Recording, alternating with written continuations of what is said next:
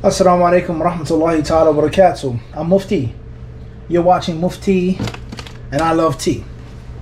So in today's video, or today's educational or tutorial video, bi'idhnillahi ta'ala, we are going to be discussing a bit of theory and a bit of practice.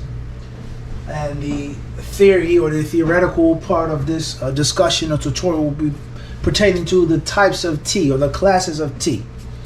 So the people of knowledge, tea experts, they have taught us is that there are 5 to 6 main classes of tea. So of course we have our green tea, and then we have yellow tea, we have white tea, we have oolong tea, we have black tea, and we have pu'er. Let's repeat that. 5 or 6. So let's just say 6. Number 1, green. Number 2, yellow. Number 3, white. Number 4, we will say oolong. Number 5, black. And number 6, pu'er. Pu'er. Okay. Some scholars say that there's a 7th class, which is herbal tea, which, as we have explained before, isn't actually a type of tea, meaning it's not Camellia sinensis assamica, but it's different herbs, flowers, different plants that are dried, that are pan-fired or pan-roasted or whatever, and then crushed or made into tea bags, or even using loose-leaf herbal tea. All right, it doesn't have to be in a bag. What's important is that it's not the tea leaf, the caffeine containing tea leaf. It's an herbal tea, caffeine free, right? Okay. What's important is that we said 5 to 6 main classes of tea. Let's repeat that one more time. Fundamental basic knowledge. Number 1, green tea. Number 2, yellow tea. Number 3, white tea. Number 4, oolong tea. Number 5, black tea. And number 6, pu'er tea. Those are the 6 main classes of tea.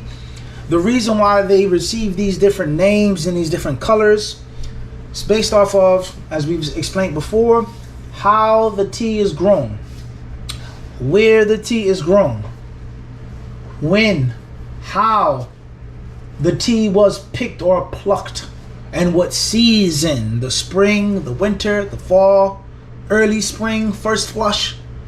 These tea leaves were picked by human hands, fingers, fingernails, as many ancient Chinese emperors would command for the tea tax, the tribute that was paid by the peasants to the government, be paid using the finest teas, picked and plucked by the finest hands, the finest fingers, and the finest fingertips, the finest fingernails.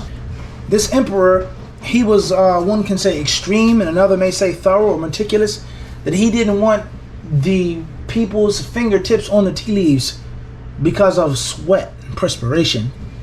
And the tea leaves that weren't picked with the fingernails, that were used with fingertips, they could only be picked by young virgin girls. He didn't want no men touching his tea, nor did he want any grown women or any women that were defiled by sexual contact with men. Okay, he wanted pure virgin, nimble fingers picking his tea. All right, to show you the extent of the obsession and fascination that people have with tea and its preparation. So what makes a green tea from a yellow tea, from a black tea, from an oolong tea to a pu'er tea is based off of how the tea plant is grown, where it's grown, how it's picked, how it's plucked, when it's picked, when it's plucked, and how the tea is processed afterwards, with regards to it being whirled, withered, pan-fired, dried, baked, roasted, with regards to the tea leaves being mixed with flowers and other types of aromas and scents, etc., etc., etc., etc., etc. The tea that is aged and the tea that is fermented like wine, fermented and then aged and then mixed, the pu'er and the different types of pu'er tea cakes. the different discs that you may see in a tea store wrapped up. All right, so these are the different determining factors, the things that make a yellow from a green from a such and such. Everybody clear on that, inshallah ta'ala? And we'll have more videos on this, more classes on this, more tutorials, more theory, more book reading on that. The first class of tea that we're going to discuss and introduce to you right now is green tea. Green tea. Okay, so the leaf is plucked, the leaf is picked, and obviously what they do and how they do it is going to determine. The leaf is plucked, and that's going to determine the type of tea that we have. So here we have some green teas. We're going to start off with from Japan. From Japan. Green teas from Japan. Then obviously a person may say, well, why don't you start off with green teas from China? Isn't China the foundation of the Japanese tea culture? There are a few reasons why we're starting off with Japanese green tea. And one of those reasons that in Japan, it's safe to say that 9 out of 10 people are drinking green tea. Whereas in China, that ratio or percentage isn't the same. And which one may accurately say that the majority of the people are drinking oolong or pu'er. All right? And there are many fine black teas that come from China, such as Kimun, etc. All right, what's important is we're starting off with a few, not all green teas from Japan. Okay, so the first of these is no doubt probably the easiest to recognize and probably the most iconic. And we've done a tutorial on this, and that is matcha. Acha matcha. I love you matcha. I love you matcha. I love you so matcha. Obviously, matcha is a powder. It's obviously the processed tea leaves, whether they're baked or fired, whatever, ground into a powder. Okay? And then we have on this palette or tray what would be called green tea. Japanese green tea. And obviously we're talking about green tea, but this is an example of a type of tea that doesn't have a specific name on the package or the label, but it's still better than getting some tea out of a tea bag. And perhaps we'll come back to that. Afterwards, we have sencha. Very popular Japanese tea and a very fine tea. And then after our sencha, we have bancha. And bancha looks very similar, and some may even argue saying it's the same or very close to longjing. Alright? And then we have our jinmatcha, or jinmachai, or jinmatcha, which is basically roasted rice tea. And you can see the little small tiny kernels, or the little, pods or whatever you want to call them of rice, along with a bancha or longjing or sencha.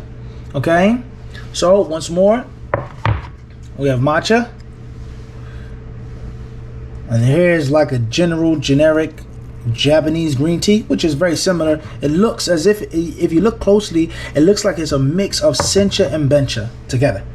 All right, then we have the sencha, we have the bancha, and the jinmatcha. So these are only 5, and for reality 4 types of Japanese green tea. There are many others. Of course, a green tea, you aren't going to bring the water to a roaring boil or a rolling boil. And of course, the flavors may vary. Sencha could be a little sweet. Sencha could be, all of these teas are generally going to be earthy type of stony type of taste. The jinmatcha is going to be like popcorn, a popcornish type of flavor, a roasted type of popcorn flavor, right? Okay. Sencha is very popular tea in Japan. 40% of the country's total tea production is in sencha. Okay, and most of these teas are going to be infused with water between 160 to 170 Fahrenheit. 160 to 170 If you go a little bit over that, 175, 180, it depends on your taste. But these types of tea, you don't want to scorch them. And of course, you don't want to put any sugar in any of these teas. My humble opinion, these teas mixed with sugar or milk or honey would be a sin. It would be mutilation of the tea. These types of teas are meant to be enjoyed by themselves. They are not creatures that live in communities. They are loners.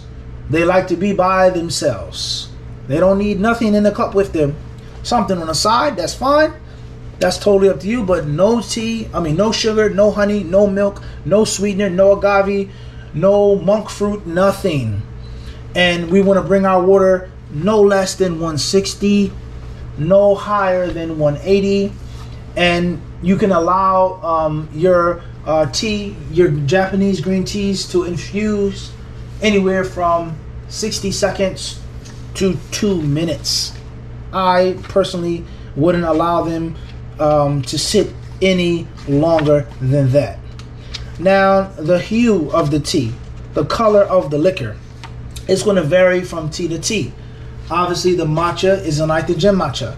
The gem matcha isn't like the bencha. The bencha isn't like the sencha, etc.